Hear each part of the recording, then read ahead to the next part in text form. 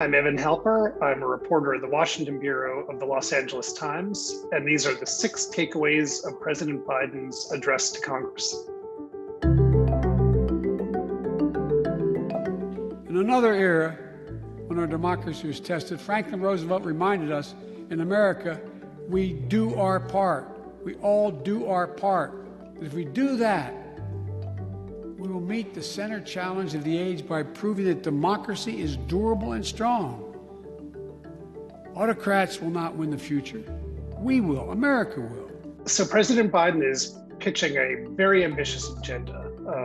After 100 days in which he got quite a bit accomplished, including a nearly $2 trillion COVID relief package, he wants to spend trillions of dollars more.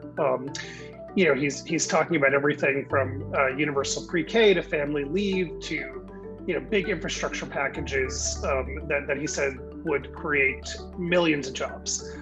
He's saying that these things are crucial for restoring democracy and positioning America to compete in the 21st century. This is obviously a major shift from where government was under President Trump. And, Biden used this address to Congress to try to springboard off his honeymoon, his first 100 days that went quite well, into, this more challenging part of his administration in which he wants to push a very bold and somewhat contentious agenda. Madam Speaker, Madam Vice President,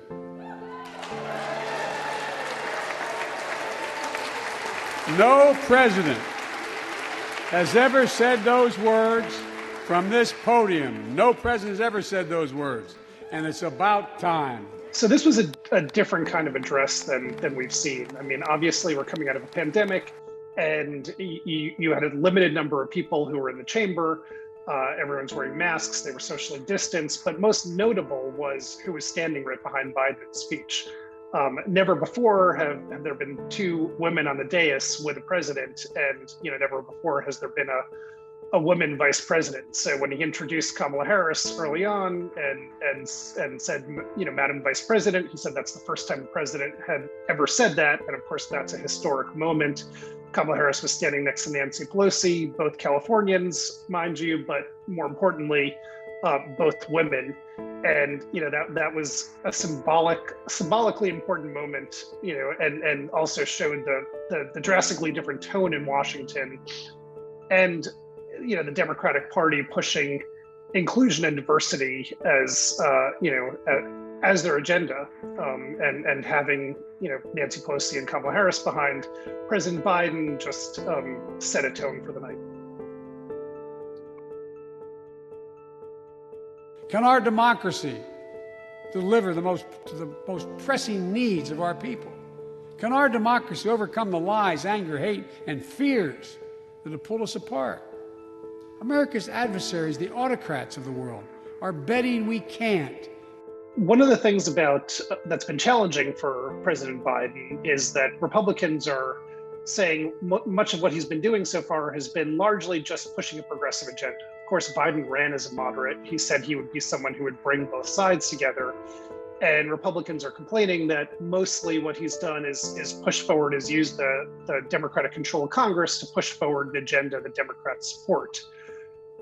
In pushing these other programs, the jobs plan and the family support plan, Biden is basically going to polling and saying, look, these programs that I'm supporting and I'm advocating are broadly popular. This is not just Democrats among the electorate who support these programs. These programs, whether it's 12 weeks of family leave or it's increasing taxes on the wealthiest to pay for these things, these are things that in polls have broad support.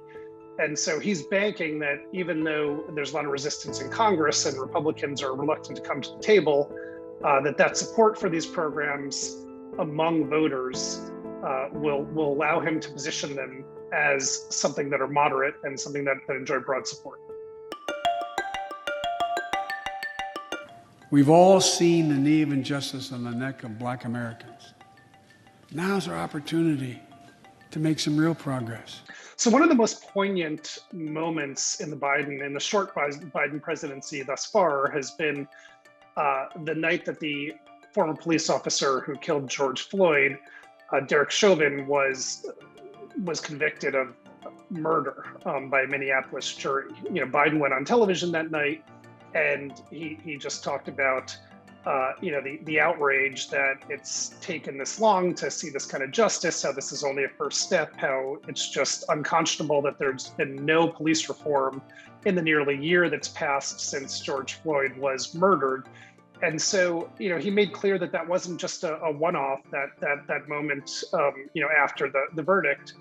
This was something that's going to be a sustained part of his presidency, and he's going to continue pushing this until there is reform. And he demanded that Congress pass a bill that's named after George Floyd, in fact, to reform the criminal justice system. And he wants that on his desk as soon as possible.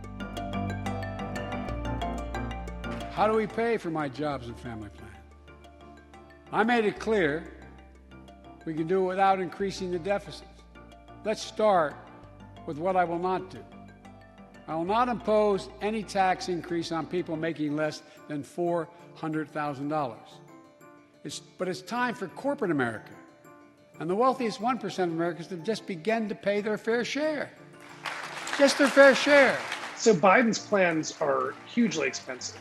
He's talking about spending trillions more dollars on top of what has already been passed, and there needs to be a way to pay for it. I mean, there's a lot of skepticism about whether the country can afford these things, and he's saying absolutely the country can afford them, because if you look at who's getting rich, you look at the Trump tax cuts, and you look at the tax system, he believes that there's hundreds of billions of dollars in taxes that the wealthiest Americans and corporate CEOs should be paying that they're not paying right now. One reason they're not paying them is because the IRS has been watered down. Its enforcement powers have been watered down. So as part of that plan, he wants to spend tens of billions of dollars in bulking up IRS enforcement so that they can go after some of the wealthy people who are using loopholes and engaged in tax evasion.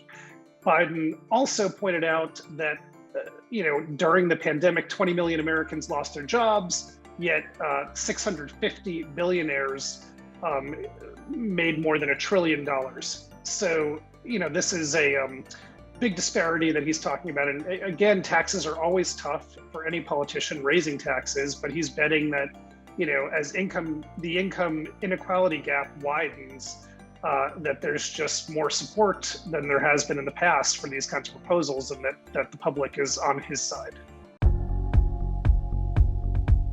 For more than 30 years, politicians have talked about immigration reform, and we've done nothing about it. It's time to fix it. So immigration has been a tough issue for this administration. I mean, they made big promises during the campaign. It was a central focus for all the candidates on the Democratic side who are running for president. Trump was very anti-immigration, and a lot of the candidates and Biden also had vowed that there would be a more humane immigration system, that there would be immigration reform, that there'd be protection for dreamers.